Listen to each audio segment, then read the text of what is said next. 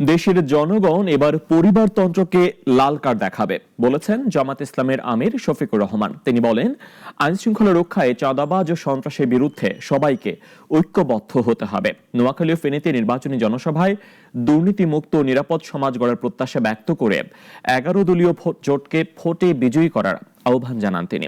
প্রতিনিধিদের পাঠানো তথ্য ছবিতে আরো জানাচ্ছেন মুনিয়া জ্যোতি। নির্বাচনী প্রচারের অংশ হিসেবে নোয়াখালীর মাইজদীতে জেলা স্কুল মাঠে 11 দলীয় জোটের জনসভায় ডাক্তার শফিকুর রহমান মানুষ বুঝতে পেরেছে, তাই সারা বাংলায় সমাবেশে জামায়াত আমির বলেন, যোগ্যতা অনুযায়ী সকলের কর্মসংস্থান নিশ্চিত করাই জামায়াতে ইসলামের লক্ষ্য।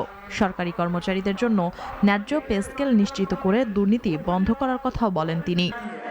পে কমিশনকে বলবো যে যথাযথ রিকমেন্ডেশন আপনারা আমাদের কাছে দিন, যাতে একজন মানুষ সরকারি চাকরি করার পরে দ্বিতীয় কোনো রুজির সন্ধান তাকে করতে না হয়, আর টেবিলের নিচে যেন হাত ঢুকাইতে না হয়।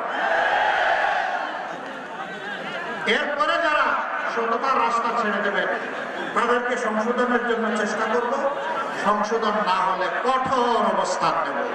এরপর ফেনীতে সমাবেশে জামায়াত আমির বলেন, পরিবারতন্ত্র আর চাঁদাবাজির রাজনীতি মানুষ আর দেখতে চায় না।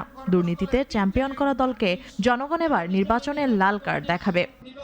আধিপত্যবাদের বিরুদ্ধে, দুর্নীতির বিরুদ্ধে, চাঁদাবাজির বিরুদ্ধে, মামলা বাণিজ্যের বিরুদ্ধে, মা বোনদের গায়ে হাত তোলার বিরুদ্ধে আজকে এই ভোটগুলা তুলে আনতে হবে ইনশাআল্লাহ।